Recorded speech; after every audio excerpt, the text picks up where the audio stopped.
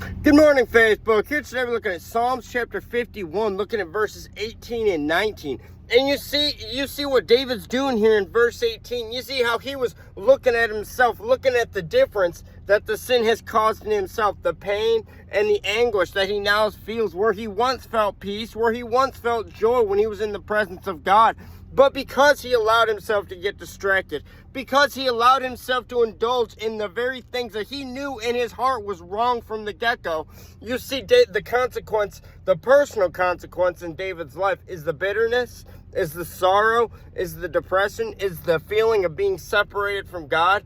You see, that is what was driving David. And you see, David hated it. He wanted to change more than anything else. And you see, that feeling right there was the motivation behind this psalm. Lord, restore me, for I cannot take the pain. I cannot take the isolation. Lord, I cannot stand being alone. I just want to be back in your presence like I was when I was just that young little shepherd boy. I didn't have nothing to my name, but all I had was you and your presence in my life.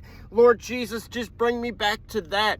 And you see David right here in verse 18, you see he's no longer praying for his personal life, but now he's praying for the whole nation.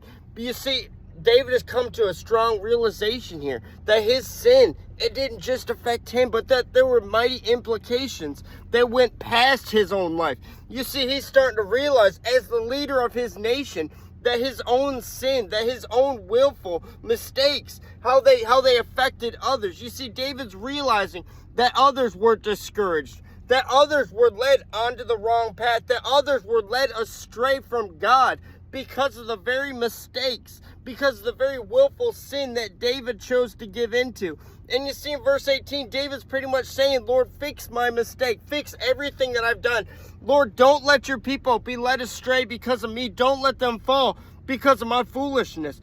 He's pretty much saying, Lord, restore your people. Remind us of who you are. Remind us of who you are to us. How you were that God who led us through the wilderness. How you were that pillar of fire. How you were that pillar of smoke. How you parted the waters. Remind us of the mighty works you did in the wilderness and how you got us through the wilderness and all the many times you continually get us through the valley. Lord, don't let us forget about that. And remind us of how much we truly need you. How we need you more than the oxygen in our lungs. And how we need you more relevantly than everything else in our lives. You see, David is saying here, when we remember everything, then we can offer everything to God. Then we can offer our very best to God. But as we examine our hearts as Christians, what are we willing to give to God today? Everything that we have, or just what's convenient to us?